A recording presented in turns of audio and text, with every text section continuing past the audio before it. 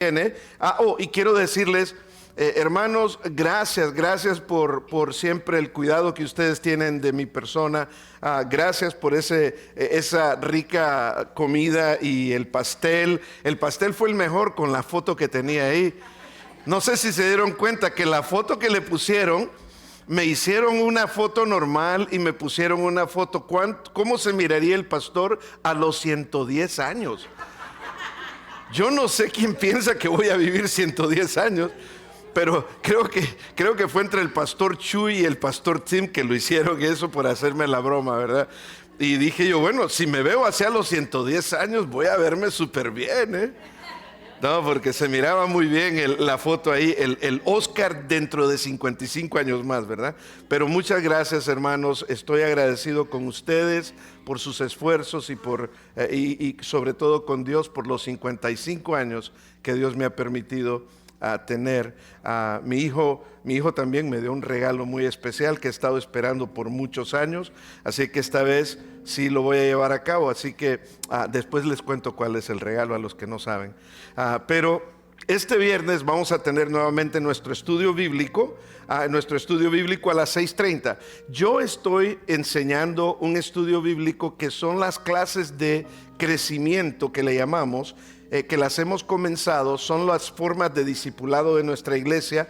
Yo estoy enseñando esa clase en inglés, me faltan 3 semanas más, pero terminando esa clase en inglés paso a dar la misma clase, la voy a estar impartiendo en español. Y esto tiene que ver de cómo manejamos nuestras finanzas. Estamos aprendiendo cómo hacer presupuestos, estamos aprendiendo a cómo vivir con lo que Dios nos ha dado sin meternos en deudas, lo cual muchas veces es bien difícil para muchas personas, pero si seguimos los principios de la palabra de Dios, podemos vivir una vida totalmente libre de deudas y de esos problemas que nos apegan tanto a las cosas materiales. Así que el día viernes, de todas formas, sí, hay estudio en español y en inglés también. Así de que 6:30, día viernes, el salón que está aquí al lado de los niños, en el edificio B, ahí estamos ahora. También los varones han comenzado un ministerio de varones y animo a todos los varones que se acerquen los días sábados 6:30 cada 15 días. Así que si ustedes no saben, por favor hablen con el hermano Alejandro. Él les va a decir exactamente qué hacer, cómo hacerlo, dónde se van a ver, y así de esa manera van a estar creciendo en el Señor los unos para con los otros. Si usted tiene jóvenes adultos entre los 18 y los 30 años, vamos a tener una reunión de información el día 1 de febrero a las 12:45, después del segundo servicio, en el D103, que es en el último salón en la parte de atrás. Ahí vamos a tener la reunión ese día para tratar de informar a los jóvenes adultos, así como los jóvenes del grupo de alabanza están entre esas edades. Vamos a tener un ministerio especialmente para ellos, así de que nos vamos a ver ahí a las 12:30. Invite a personas que usted sabe que están entre esas edades. Y una de las cosas bien importantes, hermanos, a medida que comenzamos todavía el 2026, estamos hablando de una serie sobre el compromiso, lo que verdaderamente es el compromiso. Y una de las cosas es que hoy tenemos una feria de ministerios. En otras palabras, hay unas mesas colocadas en la parte de afuera por el patio, que cuando usted pase por ahí, usted va a decir, ¿a qué me ha llamado Dios a servir? Porque Dios no nos ha llamado solamente a ser espectadores. De hecho, Dios no me ha llamado a ser espectador en lo más mínimo. Dios me ha llamado a ser parte del equipo que Dios llama a servir.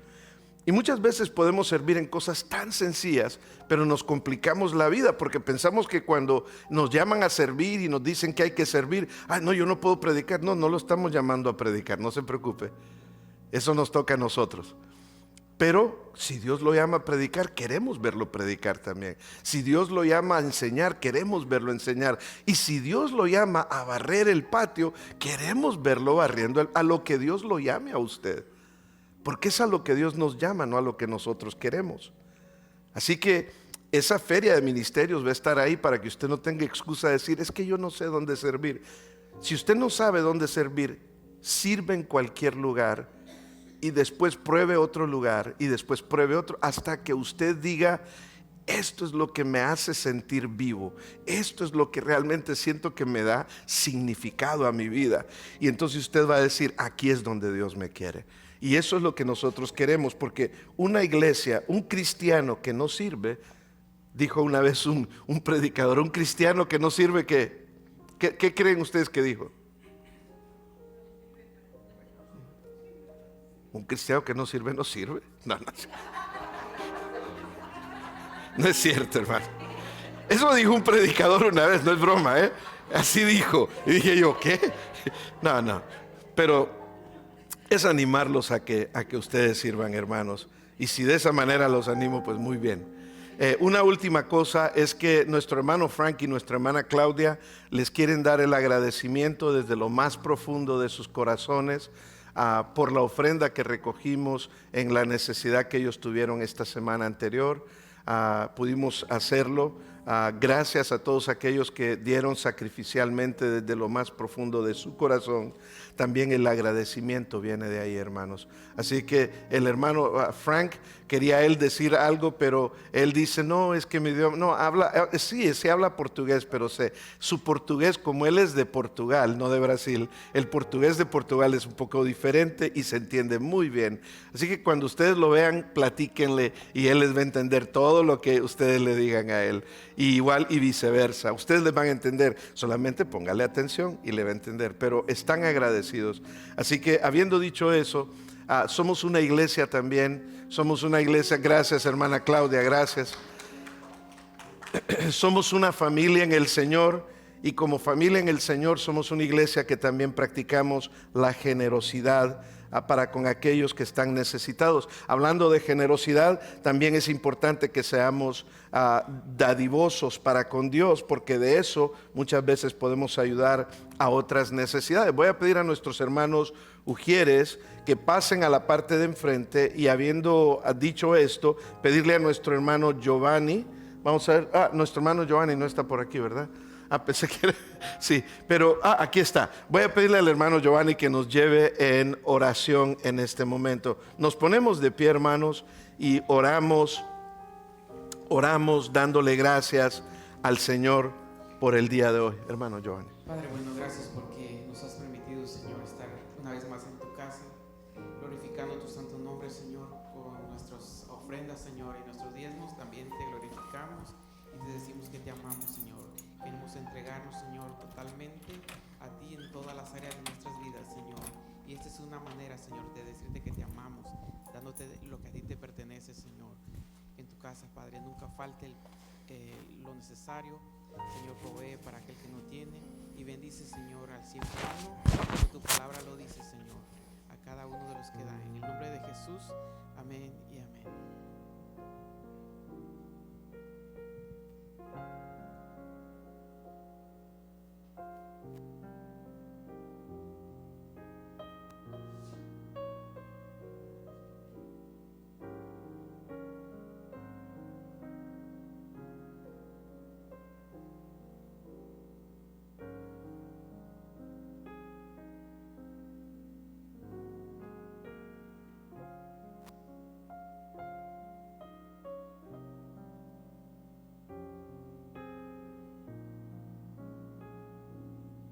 Amén. Vamos a cantar la alabanza infinito. ¿Quién más?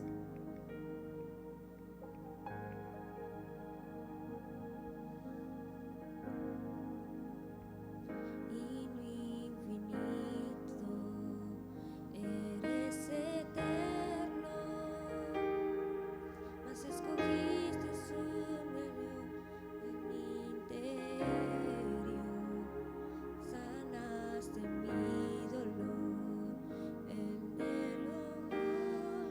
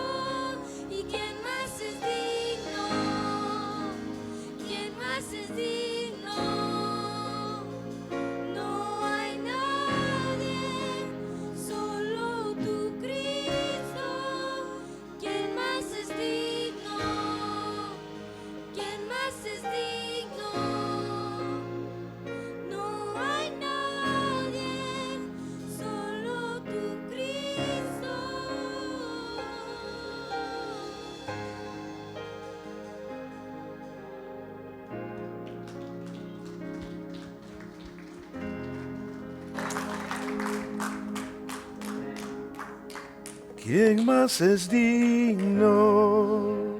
¿Quién más es digno? No hay nadie, solo tú, Cristo. ¿Quién más es digno? ¿Quién más es digno? No hay nadie, solo tú, Cristo.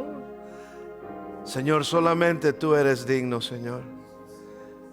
Qué precioso, Señor, es levantarnos de mañana, prepararnos y venir, Señor, a darte alabanzas.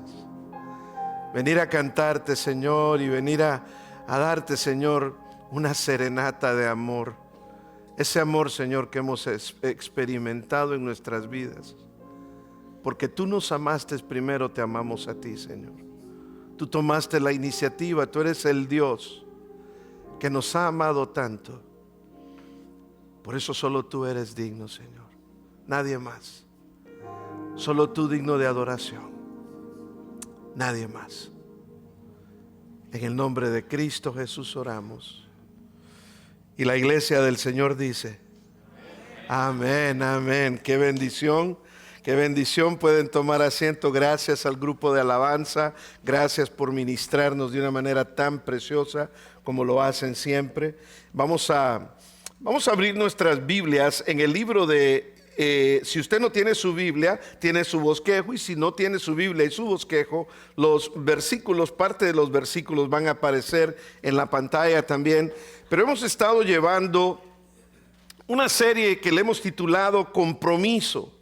Compromiso porque, como nos hemos dado cuenta, hemos hablado de esto en las últimas semanas, cómo le cuesta mucho al ser humano, especialmente en el tiempo que vivimos, cómo le toma trabajo al ser humano realmente tener un verdadero compromiso o entender realmente el significado de lo que es compromiso. Es una de las razones por las que mucha gente hasta lucha con ser parte esencial de una iglesia, con ser parte, como ser miembro, ser parte de una iglesia, porque no hay muchas personas que no quieren el compromiso.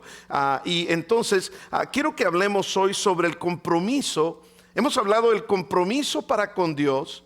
Hemos hablado del compromiso a la palabra de Dios, y la semana pasada tuvimos un maravilloso tiempo hablando del compromiso a la familia. Entonces, primero en mi vida tiene que ser ¿quién? Dios, compromiso con Dios. Segundo, después de Dios, mi compromiso tiene que ser con la palabra de Dios. Y tercero, mi compromiso con mi familia es ante todo. Después, mi compromiso con la iglesia del Señor. Y eso tiene que ir de la mano. Una cosa va de la mano con la otra.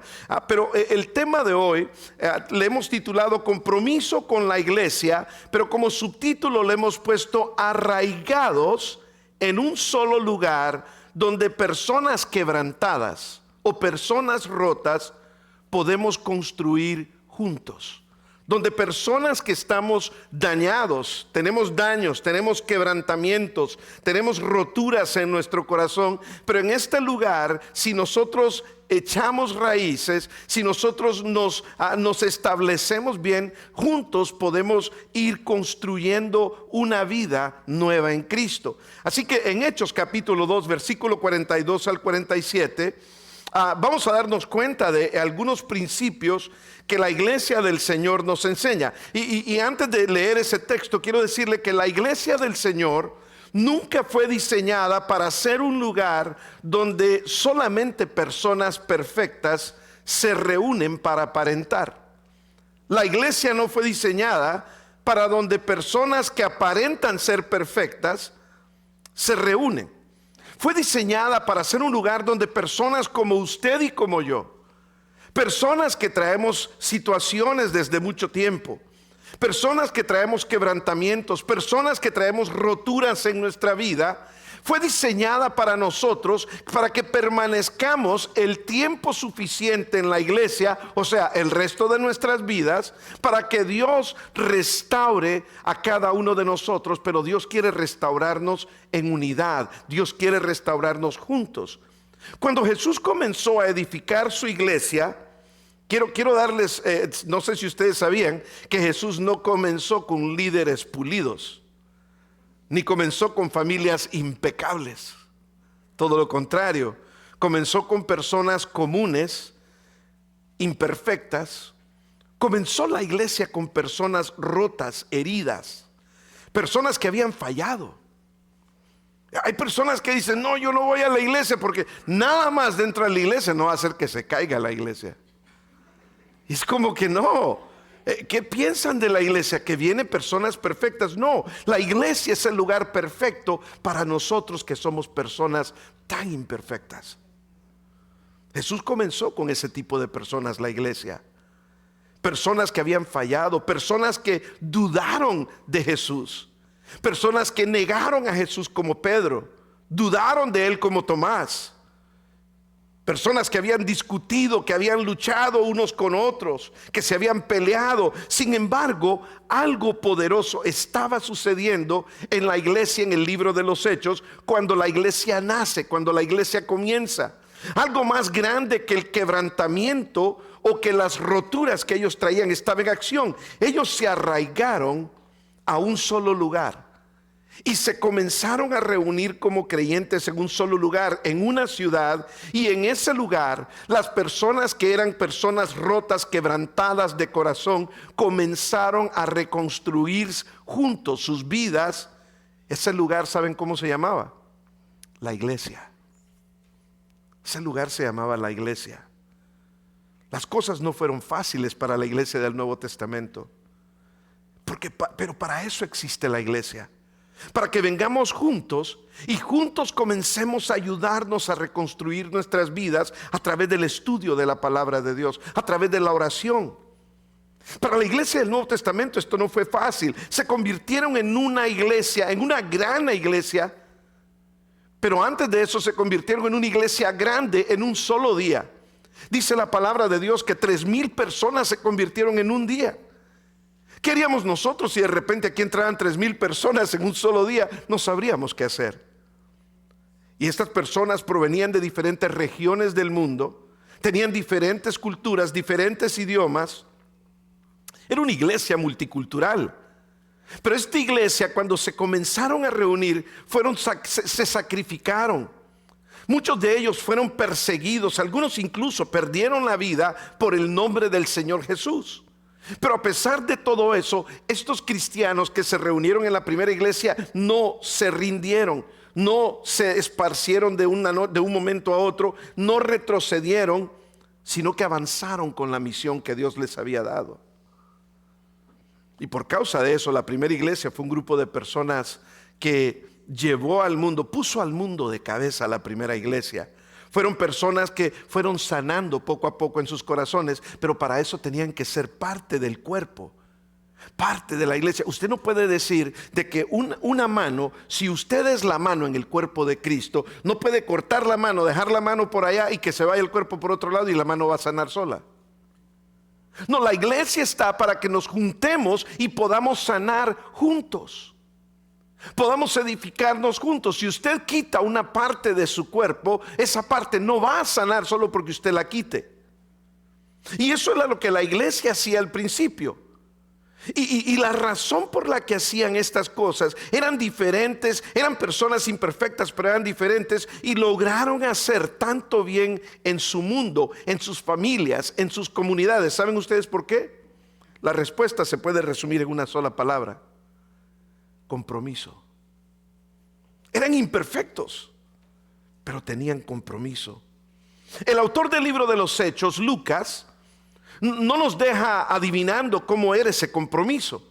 Lucas registra y nos enseña a nosotros, no como para una fórmula ni como un programa de crecimiento, sino más bien como una imagen de una iglesia arraigada en un solo lugar, donde las personas echan raíces en un solo lugar, donde las personas quebrantadas construían juntos sus vidas bajo el poder de Dios. Si usted quiere que su vida sea reconstruida, usted necesita a Dios, a su palabra, el poder del Espíritu Santo. Pero si usted no está en una iglesia, no va a poder hacer eso. Por eso nos llama la palabra de Dios el cuerpo de Cristo. Necesitamos un cuerpo de creyentes que nos ayude en lo que nosotros flaqueamos. Si queremos entender esto,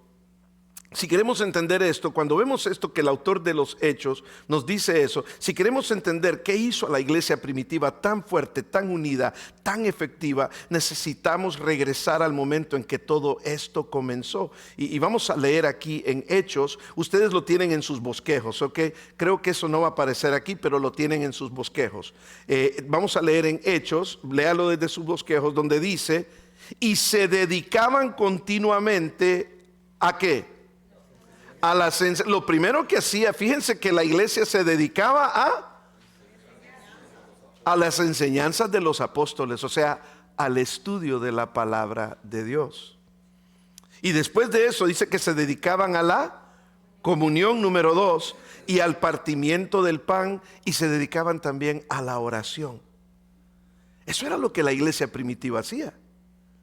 Y dice que sobrevino temor sobre toda persona, y muchos prodigios y señales se hacían por los apóstoles. Todos los que habían creído, dice, estaban juntos. O sea, se reunían, estaban juntos y tenían todas las cosas en común. Al punto, se amaban tanto esta iglesia que vendían sus propiedades y sus bienes y decían: hey, lo que yo tengo, yo puedo ayudar a los que no tienen, y compartían con todos según la necesidad que tenía cada persona. Día tras día continuaban unánimes en el templo y partían el pan en los hogares, comían juntos, no quejándose unos con otros, sino con alegría y con sencillez. Eran humildes, entendían lo que era ser la iglesia, alabando a Dios y hallando favor con todo el pueblo. Dice que el Señor añadía cada día al número de ellos los que iban siendo salvos. El Señor los iba trayendo, el Señor los iba alcanzando. Es importante entender qué es la iglesia. Cuando vemos que esta iglesia nace, antes de hablar del compromiso, es necesario que nosotros entendamos realmente qué es la iglesia, porque muchas personas ven a la iglesia como estas 4 paredes en las que nos reunimos. Estas 4 paredes pueden estar aquí, pero si ustedes no están aquí, no hay iglesia, hay edificio. Porque la iglesia somos nosotros, somos el cuerpo de Cristo. Por eso que la palabra iglesia viene de la palabra eclesía. De la palabra eclesía, que significa los llamados fuera de. Viene de esta palabra que dice: hemos sido llamados fuera de. ¿Fuera de dónde? Hemos sido llamados de las regiones oscuras del mundo, de donde estábamos muertos en delitos y pecados, a vida en Jesús. Hemos sido llamados fuera de ese patrón o ese estilo de vida que llevábamos lejos de Dios.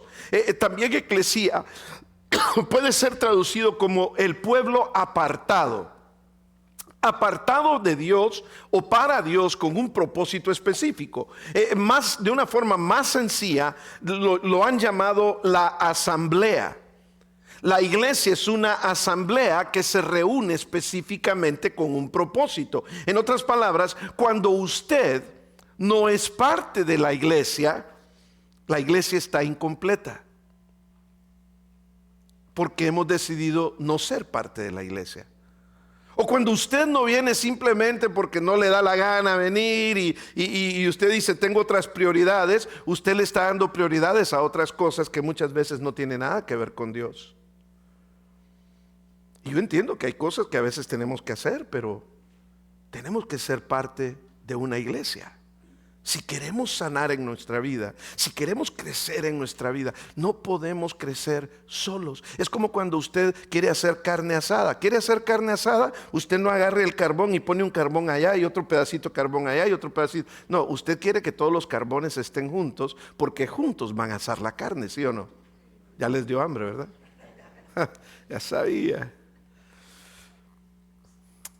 Pero si ponemos el carbón aislado, ese carbón que se aísla fácilmente se va a enfriar y se apaga. Y eso es lo que sucede muchas veces. La iglesia no es un edificio al que asistes. La iglesia es el pueblo de que Dios ha llamado para vivir para Él y para vivir los unos para con los otros. La iglesia no es un lugar al que vas a mirar nada más, es una familia. Esta iglesia es una familia, una iglesia local es una familia, es un cuerpo del cual tú debes de ser parte. Es una misión a la que eres enviado a ser parte de la iglesia. No somos personas perfectas, somos personas quebrantadas. No somos personas pulidas, somos personas redimidas. Si fuéramos pulidos, quién sabe, no estaríamos aquí porque pensaríamos demasiado bien de nosotros mismos. Somos personas en proceso. Nos falta tanto, hermanos. A todos, empezando por mí. Somos personas redimidas en proceso, personas aprendiendo a seguir a Jesús juntos. Eso significa que la fortaleza de la iglesia no se encuentra en sus paredes. La fortaleza de la iglesia, muchas gracias, hermano, la agüita hacía falta. La fortaleza de la iglesia es donde personas quebrantadas se unen bajo un solo Señor, una sola misión, una sola esperanza. Y entonces es importante, si esto es lo que la iglesia es, si es un grupo de personas quebrantadas, llamadas por Dios, la siguiente pregunta es esta: ¿qué los mantenía unidos a ellos en el libro de los Hechos? A pesar de que perdieron todo, otros vendieron todo, a pesar de que eran perseguidos, a pesar de que eran maltratados, muchos de ellos asesinados, ¿qué los mantenía unidos? ¿Qué los formaba? ¿Qué les daba la fuerza para crecer? ¿Qué les daba la habilidad para sanar emocionalmente, mentalmente? ¿Qué les daba la fuerza para permanecer comprometidos? Lucas nos da la respuesta en la primera frase. Dice que perseveraban. ¿Qué tan importante es perseverar en la vida? ¿Ha conocido ustedes personas que con un poquito de un problemita que haya, ya las personas dicen, ya no sigo? ¿Se han dado cuenta de eso? Hace poco vi la película. ¿A cuántos de ustedes les gustan? Si a ustedes no les gusta, seguro a sus hijos sí. ¿Cuántos de ustedes les gustan los chetos? Chiros. Espérense, se los dije en inglés y todos saben cómo se dice, ¿verdad? Todos ya saben de qué estoy hablando. Si se los digo en español no saben. Qué bárbaro. No, hermano, estamos más perdidos. No. ¿Saben ustedes quién fue el que se inventó esos? Fue un mexicoamericano. Si ustedes no, sí. Fue un mexicano nacido aquí, pero en el norte de California, y era un barredor nada más de la compañía que hacía los churritos esos. Y empezó a se lo inventó. Si usted no ha visto la película, no le estoy haciendo propaganda a Apple TV, pero está en Apple TV. Vea la película y es increíble la película.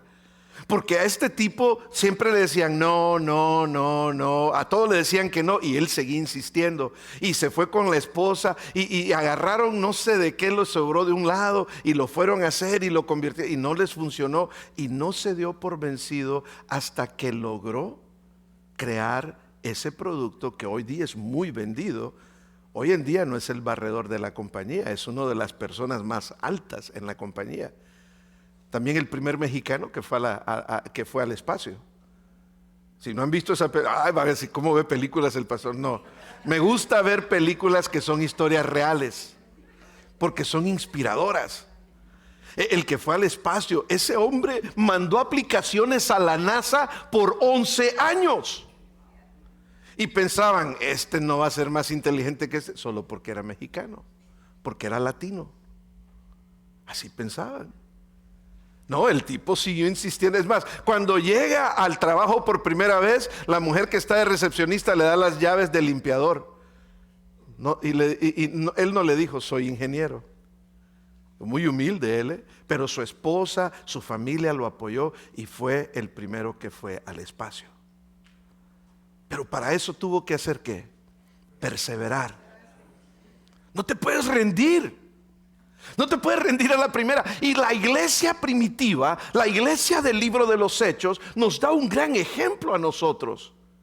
Cuando somos parte de la iglesia, no podemos rendirnos cuando se nos viene una prueba. No podemos rendirnos cuando alguien simplemente nos dijo: hey, canta un poquito más bajito, pues si no me siento en otro lado la próxima vez. No, a veces andamos desentonados. Pero hay personas que a veces por cualquier cosa, hermanos, nos rendimos en la vida, con la familia o en la iglesia.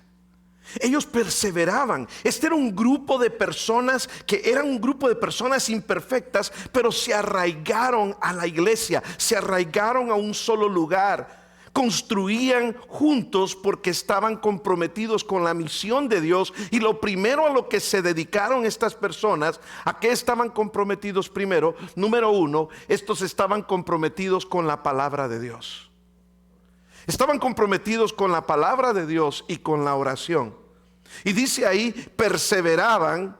Esa palabra es crucial. Dice ahí, se mantenían. Esa palabra mantener es la misma palabra perseverar. Se mantenían firmes en la enseñanza de los apóstoles y en la oración. Note usted que es importante que en esta iglesia nos mantengamos siempre firmes en la palabra de Dios y en la oración. Si algún día, por alguna razón de la vida, yo no estoy aquí, ustedes asegúrense que quien venga a predicarles aquí, les viene a predicar siempre la palabra de Dios. Que la palabra de Dios es lo principal en esta iglesia, y esta iglesia va a permanecer por muchos años más. Miren ustedes que aquí, esa frase de que se mantenían o que perseveraban, que es la misma palabra en el griego, es crucial. Porque transmite la idea de algo continuo. No era que llegaron un día, escucharon la palabra de Dios y ya esperaban que todo cambiara en la vida.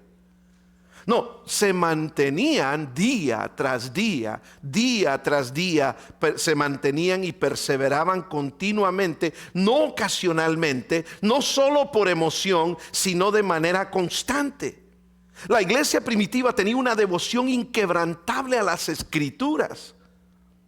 Pensemos en esto, eran más de 3,000 personas que acababan de ser añadidas a la iglesia, diferentes trasfondos, culturas, niveles de entendimiento que los mantenía unidos. La iglesia en el libro de los Hechos no era extraordinaria por su tamaño, porque eran 3,000 personas, ni era extraordinaria por sus recursos, porque habían vendido sus propiedades. Era extraordinaria porque tenían el fundamento de la misma palabra de Dios en sus vidas. Si nosotros no tenemos como fundamento la palabra de Dios y no nos mantenemos perseverando día con día en la palabra de Dios, no vamos a saber cómo comportarnos, no vamos a saber cómo salir adelante, no vamos a perseverar cuando se nos vengan pruebas, nos vamos a rendir fácilmente. Ellos perseveraban en la enseñanza de los apóstoles, perseveraban en la palabra de Dios, en un tiempo en que ellos enfrentaban persecución, incertidumbre. Y no sé si en algún momento ustedes han estado ahí, donde uno dice, se siente con tanta incertidumbre uno dice, no sé qué va a pasar, no sé qué hacer. En ese tiempo, ellos estaban viviendo un tiempo como eso. Tenían presiones que pudieron haberlos hecho rendirse, pero ellos lo que hacían era que perseveraban en la palabra de Dios. Se mantenían conociendo más de Dios para saber qué voy a hacer. Y entre más conocían de la palabra de Dios, más aprendían a confiar en la palabra en Dios por su palabra. La palabra de Dios no es un complemento para la vida del cristiano y para la vida de la iglesia. La palabra de Dios es nuestra vida misma, o debe de ser nuestra vida misma. ¿Por qué perseveraban en la palabra de Dios? Perseveraban en la palabra de Dios porque se daban cuenta que la palabra de Dios era los que los podía guiar a ellos en el camino de la vida. Si usted quiere saber si hay algo, si hay cualquier problema que usted tenga, se lo puedo asegurar, el 1000%, la respuesta está en la palabra de Dios. De todo. Pero hay que leer la palabra de Dios. Hay que perseverar en la palabra de Dios. La iglesia primitiva, como comunidad de cristianos completamente nueva, aprendieron a vivir como seguidores de Jesús en un mundo totalmente hostil en ese tiempo, porque estaban perseverando en la palabra de Dios. La palabra de Dios nos va a ayudar a aprender a perseverar y no darnos por vencido en cualquier cosa, ya sea en una carrera universitaria, ya sea en una carrera, ya sea en la secundaria, ya sea en la primaria, ya sea en la preparatoria, en lo que sea, ya sea en el trabajo, ya sea en la casa, con nuestras familias, que muchas veces queremos tirar la toalla, ¿verdad? Nos va a ayudar a perseverar si conocemos la palabra de Dios. La fe de ellos necesitaba ser nutrida, porque era la palabra de Dios la que les iba a dar el crecimiento. Y no solo crecieron en número, crecieron espiritualmente. Una tercera cosa que por lo que ellos crecían en la palabra de Dios es porque eso les daba esperanza y consuelo en los tiempos difíciles. Y déjeme hacerle una pregunta sencilla. ¿Estamos viviendo tiempos difíciles hoy día? ¿Qué tiempos más difíciles, hermanos? Especialmente ayer abro las noticias y lo primero que escucho es que otra persona muerta en Minneapolis. ¿Qué está pasando? Y tú ves las cosas con tus propios ojos y otras personas dicen, no fue eso lo que pasó. Oye, lo estoy viendo. O sea, estamos viviendo tiempos donde el ser humano tiene tanto amor por sí mismo que no le importa la vida de otras personas. Estamos viviendo tiempos difíciles. ¿Qué es lo que nos va a mantener a nosotros caminando hacia adelante? ¿Qué nos va a mantener a flote? No los políticos, con eso nos vamos al hoyo. Nos va a mantener la palabra de Dios, el crecer en la palabra de Dios. Por eso es tan importante, hermanos, que vengamos a un estudio bíblico. Es tan importante que cuando se hagan las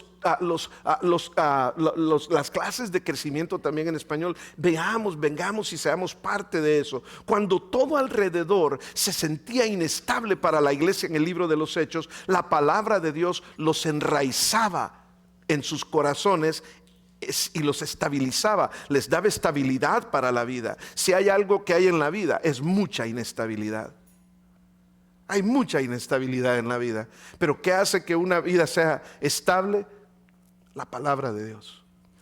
En Dios podemos tener esa seguridad, una vida de transformación continua, constantemente, una vida de transformación continua. Y eso nos lleva a nosotros a una segunda cosa que ellos hacían. Tenían un compromiso con la comunión los unos con los otros. No solamente crecían en la palabra de Dios, pero note usted una cosa, que cuando la palabra de Dios me ayuda a mí a conocer a Dios y a tener comunión con Dios. Pero también la palabra de Dios me ayuda a tener comunión con mis hermanos. Me dice cómo llevarme con ellos, empezando con los de mi casa. Me dice cómo trabajar con ellos, me dice cómo llevarme con ellos, me dice cómo comprenderlos y cómo me comprendan, me dice cómo perdonarlos y cómo me perdonen. Esta iglesia tenía un compromiso con la comunión los unos con los otros. La comunión en la iglesia primitiva era mucho más que reunirse en un solo lugar. ¿Sabe qué se trataba? Se trataba de compartir la vida, de ser realmente una familia. Se trataba de caminar juntos juntos unos con los otros y vivir una vida en comunidad centrada en Cristo que glorificara a Dios. Su compromiso con la palabra de Dios no solo formó lo que creían, sino que también cómo se trataban unos con otros. Por eso se edificaron en una comunidad arraigada en la verdad y en el amor y en las relaciones saludables. Esta comunión de personas prosperó y creció en comunión. ¿Por qué? Porque estaban comprometidos a hacer eso. Ahora, quiero decirle algo. Hay personas que a veces dicen, no, es que en esta iglesia y eso sucede en muchas iglesias, no estoy hablando de esta específicamente, pero a veces hay personas que dicen, es que no encuentro el apoyo que necesito. Bueno, si llegas a la iglesia y sales corriendo, nunca vas a tener relaciones con nadie. Necesitas intencionalmente hacer el tiempo de quedarte al cafecito, de saludar a los hermanos, de decir a qué hora se reúnen los hombres para hacer relaciones con los varones, a qué hora se reúnen las mujeres, cuándo viene el ministerio de mujeres. Tienes que hacerlo. O sea, la Biblia dice que hay que sembrar para cosechar.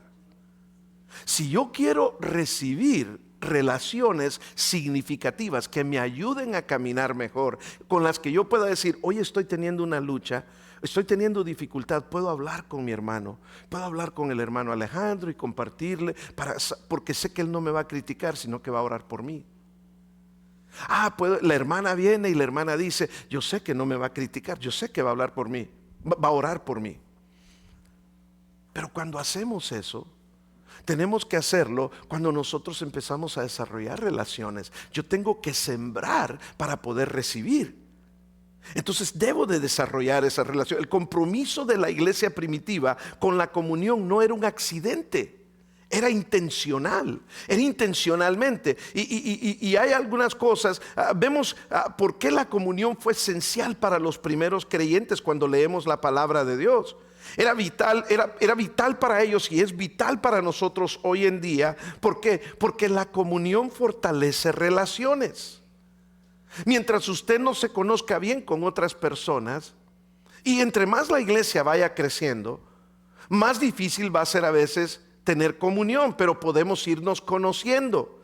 Para eso está el grupo de hombres, para que así los hombres se puedan conocer, para que las mujeres se puedan conocer. Hay ministerio de mujeres. Y hay diferentes ministerios dentro de la iglesia. Está el estudio bíblico de los días viernes. Tenemos todos los días viernes. Tenemos el grupo de jóvenes, para que la gente no diga, es que no vengo porque mis adolescentes no quieren venir. No, ahí hay grupo de jóvenes. Tráigalos para que también ellos crezcan en la palabra de Dios. Ahora va a haber el grupo de adultos, jóvenes adultos. No hay excusa alguna. Que no hay para esto, que no hay para lo otro. No, va a haber para todo. Y hay para todo. Los días viernes es una cosa muy preciosa cuando nos reunimos. La comunión de ellos, compartían comida. ¿Qué tuvimos el viernes? Birria. Esa birria estuvo buenísima. Tuvimos comida. Ellos compartían comida juntos, pero también compartían sus cargas. Compartían sus victorias y también sus derrotas. ¿O usted solo victorias tiene? Si usted solo victorias tiene, invíteme y dígame cómo es. No, también tenemos derrotas muchas veces. Somos humanos. Y es importante que tengas personas que están orando por ti. La comunión creó relaciones reales para ellos. Y eso era lo que la iglesia primitiva era. Creaba relaciones reales, se apoyaban, se cuidaban unos con otros. La comunión proveía ese ánimo que ellos necesitaban. La comunión fomentaba unidad también. Es importante que la comunión entendamos que fomentaba unidad, porque una iglesia sin comunión es un cuerpo sin vida. Y la comunión es el latido del corazón de la iglesia. Y cuando los creyentes se reúnen en comunión genuina, la presencia de Dios se manifiesta entre ellos de maneras sumamente poderosas. Es importante que tengamos eso. Y una tercera cosa que ellos hacían, lo primero entonces era la palabra de Dios. La segunda cosa que hacían era, tenían comunión los unos con otros. No salían corriendo, sino que se comían un pancito y se tomaban un café. Comían juntos con sencillez de corazón, dice. La presencia de Dios se manifestaba de manera poderosa por lo que ellos hacían. Una tercera cosa que ellos hacían es que tenían un compromiso con la unidad. Mire, ¿saben ustedes de qué manera el diablo destruye iglesias? No las destruye de afuera para adentro, las destruye de adentro para afuera. Cuando la gente en su egoísmo rompe la unidad del espíritu, y cuando nosotros rompemos la unidad del espíritu, es una cosa delicadísima, hermanos, porque es la unidad, es del espíritu. Cuando usted divide, usted está yendo en contra del Espíritu Santo, porque la unidad es del espíritu, dice la palabra de Dios. Hay gente que no se da cuenta cuando hace estas cosas. Entonces el poder de la unidad es una cosa tremenda en un mundo tan dividido que vivimos. Vivimos en un mundo que está más conectado que nunca, pero más dividido de lo que imaginamos. Conectados en redes sociales, pero divididos en nuestros corazones. La división está en todas partes. Eso hace que la unidad de la iglesia, la unidad bíblica, no sea solamente relevante, sino esencial. Por eso ahí en Efesios 4:3 dice: solícitos en guardar la unidad del Espíritu, que es el vínculo de paz. Es importante. Y ahora, para tener unidad, ¿sabe qué se requiere? Porque nos vamos a ir teniendo comunión y nos vamos a ir relacionando unos con otros, fortaleciéndonos y sanándonos unos con otros. Pero cuando vayamos viendo eso, me voy a ir dando cuenta que hay personas con las que me estoy relacionando que no son tan perfectas. Yo pensé que este hermano, no espere perfección de nadie. No, vamos a tener que tener paciencia. Porque vamos a darnos cuenta de las imperfecciones que tienen algunos. Vamos a tener que tener humildad. Si no tenemos humildad, hermanos, no vamos a poder caminar. Vamos a tener que tener intencionalidad. Si la unidad se descuida, la desunión tomará el lugar. Y aquí nos damos cuenta nosotros cuando dice ahí, estaban todos los creyentes juntos. No dice que estaban de acuerdo, pero dice que estaban unidos. La unidad no necesariamente quiere decir que estamos de acuerdo. Eso mucha gente se equivoca. Yo puedo tener unidad con alguien, tener una unidad con alguien en un propósito que Dios nos ha dado, pero posiblemente a mí me gusta el color ocre, o si es ocre, vino, ¿no? Color vino, y a esa persona le gusta el color azul. Tenemos una preferencia diferente, pero estamos unidos en un propósito. Podemos tener diferentes opiniones y estar unidos. De hecho, si no tuviéramos diferentes opiniones, ¿cómo sería la unidad entonces? No tendría una definición apropiada la unidad. La unidad es un asunto espiritual. Eso significa que la verdadera unidad no es algo que fabricamos, es algo que produce el Espíritu Santo. La unidad constantemente conduce al punto número 4, y la unidad conduce al servicio. La unidad nunca se queda en teoría. Cuando los corazones están verdaderamente unidos por la palabra de Dios, el amor comienza a moverse. La compasión entra en acción y las necesidades son atendidas. Entonces, ¿qué sucede? Sucede lo que nos dice el punto número 4, de que era una iglesia, la iglesia de los Hechos, una iglesia con el compromiso al servicio. Era amor en acción. Por eso ahí en el versículo 44 y 46 dice que todos los creyentes estaban juntos y tenían todo en común, y dice que perseveraban, no se desanimaban, sino perseveraban unidos cada día, partían el pan, invitaban a las personas a sus casas. La unidad de la iglesia primitiva no se quedó solo en un acuerdo, no permaneció en lo emocional y ni se limitó solamente a palabras, se movió en acción. No solo creían juntos, adoraban juntos y también servían juntos. Y aquí es donde la iglesia se hizo visible. Empezaron a servir unos con otros. Por ejemplo, hoy usted se va a dar cuenta en qué puedo servir en la iglesia. No, pero es que yo quiero servir solo en español. Pues va a haber para servir en español. Pero prefiero servir en inglés. No se preocupe, hay mucho que servir en inglés también. Hay muchas cosas que necesitamos estar haciendo, pero tenemos que tener primero un compromiso para hacer eso. El servicio es el amor con las mangas arremangadas. Los primeros creyentes no preguntaban, ¿es conveniente eso para mí? Los primeros creyentes servían. Los primeros creyentes preguntaban, ¿necesitan ayuda? ¿Necesitan una comida? ¿Necesitan ánimo? ¿Quién necesita un lugar en la mesa?, preguntaban ellos. Al punto que vendían las cosas para ayudar a los que estaban necesitados. Qué iglesia más preciosa tuvo que haber sido esa, a pesar de que no había internet ni nada de lo que tenemos hoy en día. que a veces nos parece que nos morimos en esas cosas, ¿verdad? Pero ellos tenían poco, pero lo poco que tenían lo daban. Abrían sus hogares, compartían comidas, daban su tiempo, se notaban las necesidades y ellos atendían las necesidades. Las vidas de ellos se entrelazaban y empezaban a sanar en sus corazones. Para sanar necesitas comunidad, pero para tener comunidad necesitas tener compromiso con la iglesia, que es la comunidad del Señor. La iglesia no se fortalece cuando más personas asisten. La iglesia se fortalece cuando más personas sirven. Y si tú no estás sirviendo al Señor, ¿de qué forma le estás mostrando tu agradecimiento por haberte salvado? ¿De qué forma lo haces? Pero para que sirvas al Señor es importante que tú digas: estoy comprometido con Dios y con su iglesia. Con Dios y con su iglesia. ¿Y cómo mostramos nosotros nuestro compromiso en la iglesia? Somos una parte, nos formamos parte de la iglesia. Es por eso que dentro de 2 semanas vamos a tener una clase. Una sola clase es de 1 hora y media, a la que nosotros llamamos Conozca su familia, conozca Hope City, Iglesia Hope City. Así de que yo los invito a que tomen esa clase, aquellos que nunca la han tomado.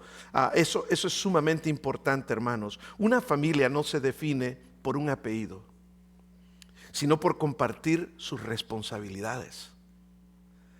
Hay muchas personas que vienen y están sirviendo aquí en la iglesia. Hay otros que vienen y son servidos por los que están sirviendo. ¿Y usted qué hace si usted es el servido? ¿De qué forma usted sirve a otros?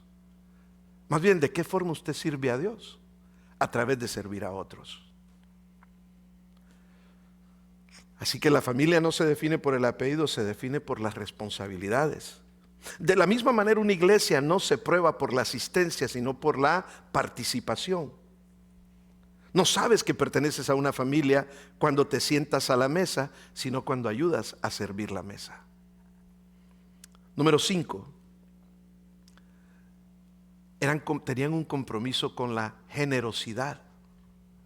Tenían un compromiso con la generosidad. Dice que vendían sus propiedades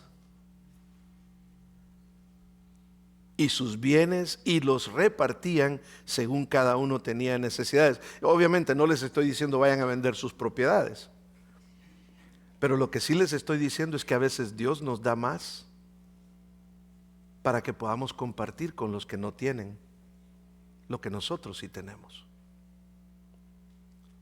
Son prácticas espirituales. Ellos vendían sus propiedades. La generosidad de la iglesia primitiva no comenzaba con el dinero, comenzaba con la compasión. Tenían compasión unos de otros. O sea, estamos hablando de un grupo de gente que se unieron y empezaron a hacer estas cosas. Perseveraban en la palabra de Dios, oraban juntos, se mantenían en comunión y se conocían unos con otros. Aparte de eso, se servían unos a otros. Eso les traía unidad. Una cosa traía a la otra. Y cuando eso les traía unidad, ellos decían: hay tanta unidad, hay tanto amor entre nosotros, que vemos que aquella familia no tiene comida, o aquella familia ha sido abandonada por su familia porque se convirtieron al cristianismo. Y acuérdense que en ese tiempo era muy fácil. Todavía en algunos lugares del mundo, cuando una persona se convierte al cristianismo, su familia los rechaza totalmente. A muchas personas las desheredan. ¿Y qué pasaba con los cristianos? Los cristianos decían: vamos a ayudarlos. Había generosidad. La unidad se convierte en... Si el Espíritu de Dios no está en el asunto, la unidad se puede convertir en división y la generosidad se convierte en obligación. Pero cuando el Espíritu Santo está en el asunto, la unidad se convierte en algo precioso y lleva a las a la generosidad. ¿Se acuerdan cuando Zaqueo se convirtió y Jesucristo fue a comer con él a la casa? Y Jesús le dijo, y Zaqueo le dijo al Señor Jesús: Señor, todo lo que he robado y lo que he quitado a los pobres se los voy a dar 4 veces más, y voy a dar a los pobres, voy a vender todo lo que tengo y voy a dar a los... Y Jesús dijo: hoy realmente ha entrado la salvación a esta casa. ¿Sabe cómo Jesús se dio cuenta que Zaqueo era salvo?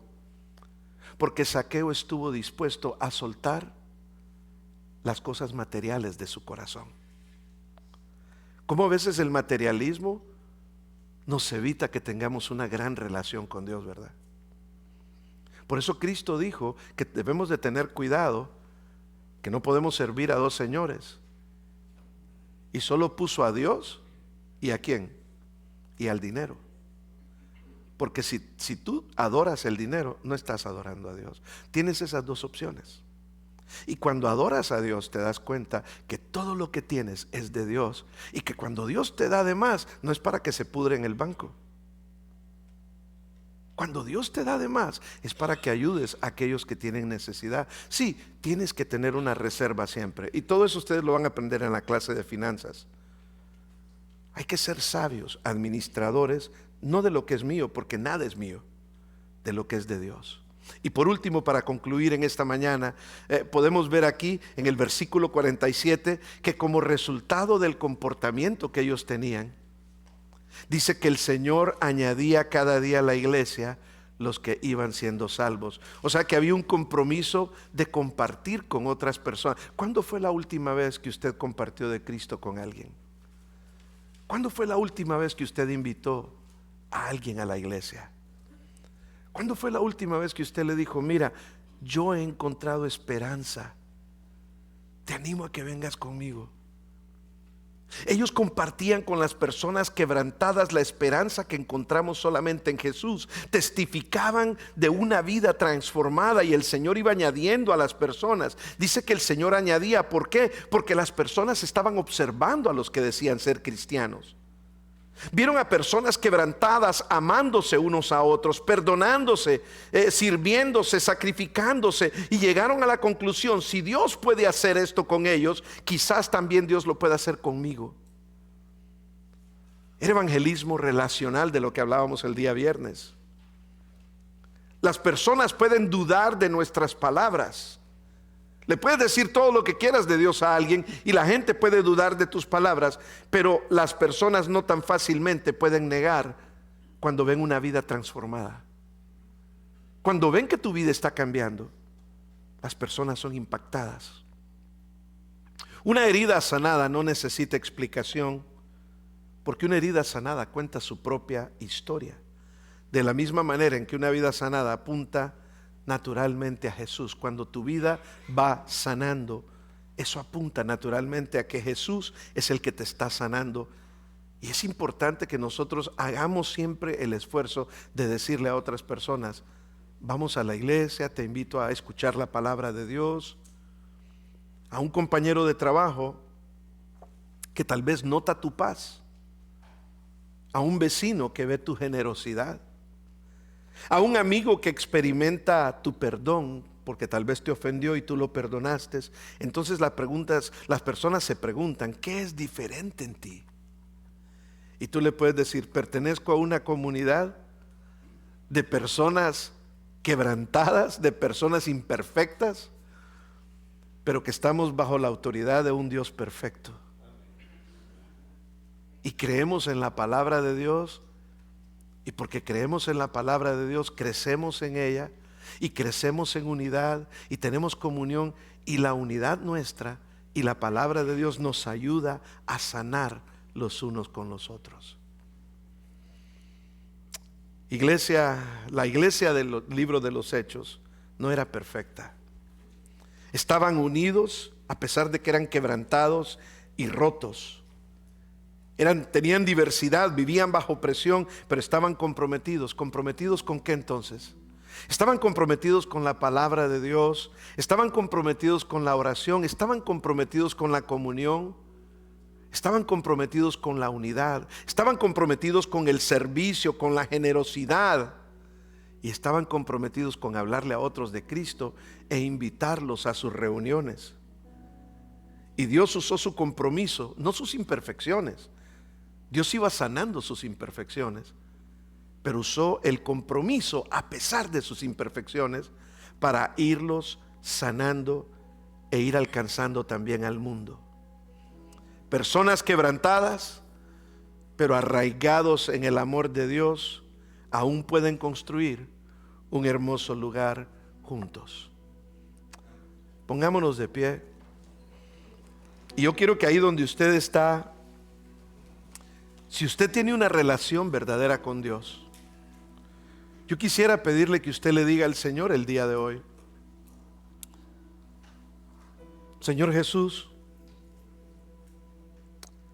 ayúdame a ser este tipo de cristiano. Ayúdame a ser un cristiano comprometido, un cristiano que crece en ti, en tu palabra, un cristiano que desarrolla relaciones significativas en esta iglesia para que podamos crecer juntos los unos con los otros. Ayúdame a ser un cristiano comprometido a servir, no solamente esperar ser servido. Y si está en tu corazón en esta mañana, ahí con tus ojos cerrados y tu rostro inclinado, dile al Señor: Señor, me comprometo contigo. Y comprométete con Dios a hacer algo y a vivir estas cualidades que tiene una verdadera iglesia. No porque la iglesia sea perfecta, sino porque Jesús la está edificando. Dile al Señor, si nunca has sido bautizado, dile al Señor: Señor, mi compromiso, quiero comenzar con bautizarme, Señor, y demostrar que soy parte tuya. Ser bautizado y formar una parte oficial de este cuerpo, para ser parte de la familia por la cual tú moriste, Señor. Padre, gracias por amar a las personas imperfectas como nosotros. Gracias por llamarnos, Señor, no solamente a crecer, sino a pertenecer a ti, Señor. Padre, gracias por ayudarnos a arraigarnos en tu amor. Enseñarnos a servir con humildad, Señor.